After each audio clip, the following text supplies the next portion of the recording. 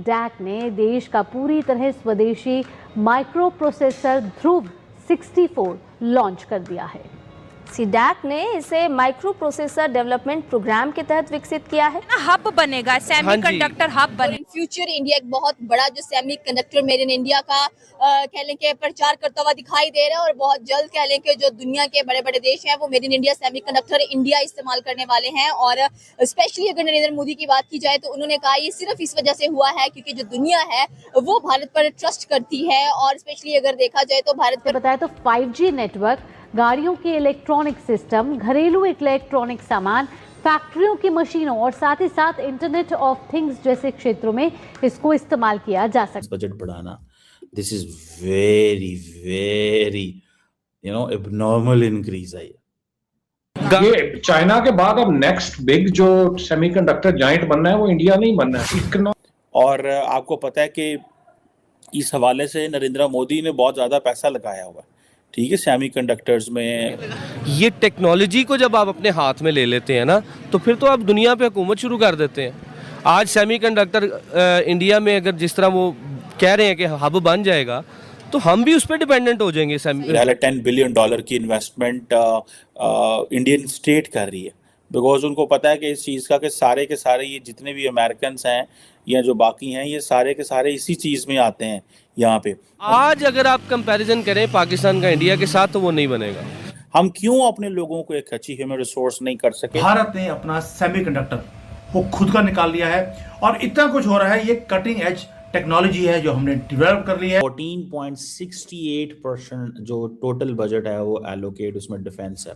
14.68। नमस्कार दोस्तों, भारत सरकार की पूरी कोशिश है कि भारत को एक पूरी तरह से एक वर्ल्ड लीडर बनाया जाए सेमीकंडक्टर में। और सेमीकंडक्टर भारत में बन रहे हैं, इसकी प्लांट लग रहे हैं और भारत सरकार बहुत ही तेज़ी के साथ इस पर काम कर रही है। अब एक बहुत बड़ी चीज़ हुई है कि हमने अपना प्रोसेसर भी बना दिया है।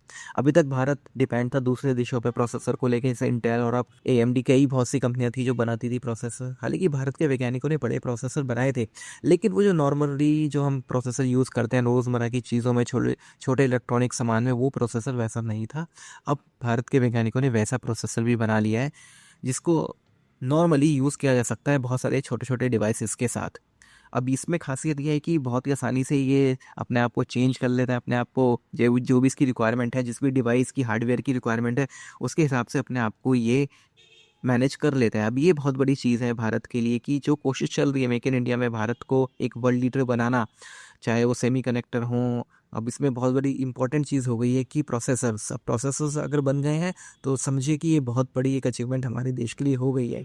यानी कि सरकार की जो पूरी कोशिश थी कि भारत को आत्मनिर्भर बनाया जाए वो बिल्कुल इसमें दिखता है। दूसरी तरफ पाकिस्तान है, पाकिस्तान में काफ़ी इसको लेके डिस्कशन हो रहा है कि भाई हमारे यहाँ भी कुछ ऐसा होना चाहिए, लेकिन ये पॉसिबल नहीं है। पाकिस्तान का जो मदरसा स्टूडेंट है जो उनके बस की कुछ भी नहीं है, ऐसा कुछ भी ये नहीं बना सकते और ये अपने वही किसी बेटे जो इनका है हिसाब किताब उसी पर ही चलेंगे। आप इस सबके बारे में क्या सोचते हैं कमेंट बॉक्स में ज़रूर लिखिएगा। वीडियो अच्छा लगे तो लाइक करें, शेयर करें, चैनल को सब्सक्राइब करना ना भूलें और बेल आइकन प्रेस कर दें लेटेस्ट नोटिफिकेशन के लिए।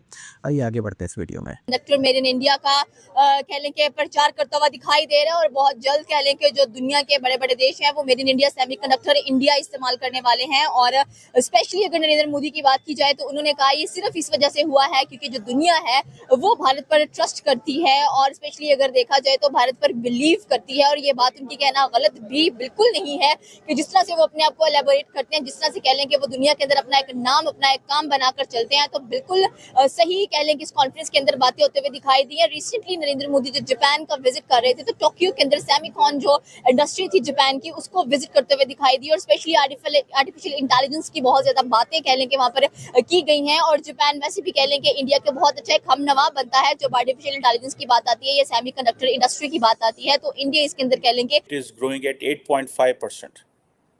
जो इसकी जो ग्रॉस डोमेस्टिक प्रोडक्ट है that was for the October December quarter जो थी, वो कहते हैं बहुत सारे इकोनॉमिस्ट इससे परेशान हो गए बिकॉज ये 8.4% पे थी।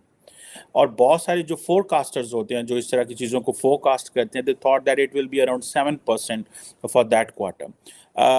और ये क्वेश्चन ये है कि अगर 8% या 8.4% पे जा रहा है तो आप इमेजिन करें कि अमेरिका कितने परसेंट पे जा रहा है। चाइना कितने परसेंट पे जा रहा है, बट उनकी इकोनॉमी का साइज बड़ा है इसलिए वो थोड़ा भी चलें तो दैट्स फाइन, क्योंकि इंडिया की इकोनॉमी अभी 4 ट्रिलियन पे है, अमेरिकन कहाँ पे अभी 20 ट्रिलियन 21 ट्रिलियन पे हो, तो फर्क तो होता ही है।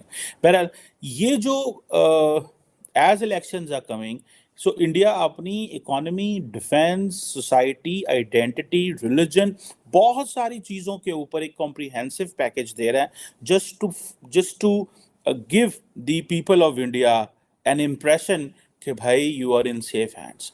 अब ये जो क्वेश्चन है कि इंडिया की जो इकोनॉमी है कि ये फास्टेस्ट ग्रोइंग इकोनॉमी होगी मेजर G20 में, so all the G20 countries, that is why everyone wants to come. अगर आपको पता है G20 में सारे आए थे इंडिया के लिए, वो इसीलिए आए थे because they realised and they were told कि भाई this is a growing economy, we need to work with them. और GDP ग्रोथ रेट जो है ये 8% पे अभी जैसे चला गया है, और ये मार्च 2024 तक भी 8% तक रहेगा, और ये 7% से ऊपर है। और मूडीज़ की रेटिंग्स हों या बाकी जो इंटरनेशनल क्रेडिट रेट जो एजेंसीज होती हैं, एक और ब्रोकरेज हाउस जेफरीज जो है, वो कहते हैं जी 3rd largest economy by 2027। This is what Jefferies are saying, और ये उन्होंने लास्ट डेकेड में प्रेडिक्ट किया था, नॉट नाउ। सो जेफरीज जो कि ब्रोकरेज हाउस है, उन्होंने ये कहा। और जो इंडिया जो है वो 7% पे एनुअल जो ग्रोथ रेट है इन टर्म्स ऑफ, जिसे वो कहते हैं ना काफ़ी देर रहना, और 3.6 ट्रिलियन की होना, 5वें नंबर पे आना। और ये कहा जा रहा है कि नेक्स्ट 4 ईयर्स जो है 5 ट्रिलियन की इकोनॉमी हो जाएगी। This is what again Jefferies are saying. And one important factor, favourable demographics, ये है कि आप अपनी ह्यूमन रिसोर्स, मैन पावर को कैसे ट्रांसफॉर्म करते हैं और उन्हें क्या देते हैं। हमारे यहाँ जिसे साढ़े लीडर ने वो की करते हैं, वो कहते हैं बह जाओ ट्विटर ते फेसबुक ते फेक न्यूज़ बनाई जाओ और फैलाई जाओ, और उसका हम आपको 20-20 हज़ार देंगे, ठीक है, एंड देन 25-25 हज़ार देंगे। भाई आप अपने ह्यूमन रिसोर्स को इतना अवेयर कर दो कि ह्यूमन रिसोर्स के लिए अपॉर्चुनिटीज़ निकालो, ठीक है। सो इंडिया के अंदर इसमें कोई शक नहीं है कि एक बहुत बड़ी तादाद है जो कि ये जो डेवलपमेंट्स हो रही हैं इससे सिंक नहीं है, लेकिन ऑब्वियसली एक हिस्से को तो सिंक होना पड़ता है, तो दूसरा उससे अटैच होगा ना। सो ये जो क्वेश्चन है कि अभी $5 ट्रिलियन की इकोनॉमी हो जाएगी, और देन डेफिनेटली ये सवाल हैं जो पाकिस्तान की पॉलिटिकल क्लास से पूछे जाने चाहिए। What force them not to convert the Pakistani people as a good human resource? हम क्यों अपने लोगों को एक अच्छी ह्यूमन रिसोर्स नहीं कर सके? ठीक है, आप फौज से अपनी लड़ाइयाँ लड़ते रहें, आप बाकी सारा कुछ करते रहें और आपस में लड़ते रहें, लेकिन अवाम का भी तो कुछ सोचें। अवाम के लिए आपने क्या किया हुआ? ठीक है जी, आप देखिए 960 मिलियन एलिजिबल वोटर है इंडिया के अंदर, ठीक है। तो जब अगर 960 मिलियन अगर एलिजिबल वोटर में डिफेंस में इंक्रीज किया, अब 15% तक बढ़ाया डिफेंस बजट, अमूमन 5-10% होता था, 15% डिफेंस बजट बढ़ाना, this is very very abnormal increase है, ठीक है जी। और अब वो कह रहे हैं जी हमने नेशनल सिक्योरिटी पे फोकस करना है, हमने मॉडर्नाइजेशन करनी है हम फोर्सेस की और इन चीज़ों के ऊपर, ठीक है। तो आप इससे अंदाज़ा लगा लें कि अगर ये if it goes like this, तो इट मीन्स कि there is a more danger, there is a more danger in this region. और मिनिस्ट्री ऑफ जो डिफेंस है इंडिया की, उसको रिकॉर्ड एलोकेशन मिला है। 14.68% जो टोटल बजट है वो एलोकेट उसमें डिफेंस है। 14.68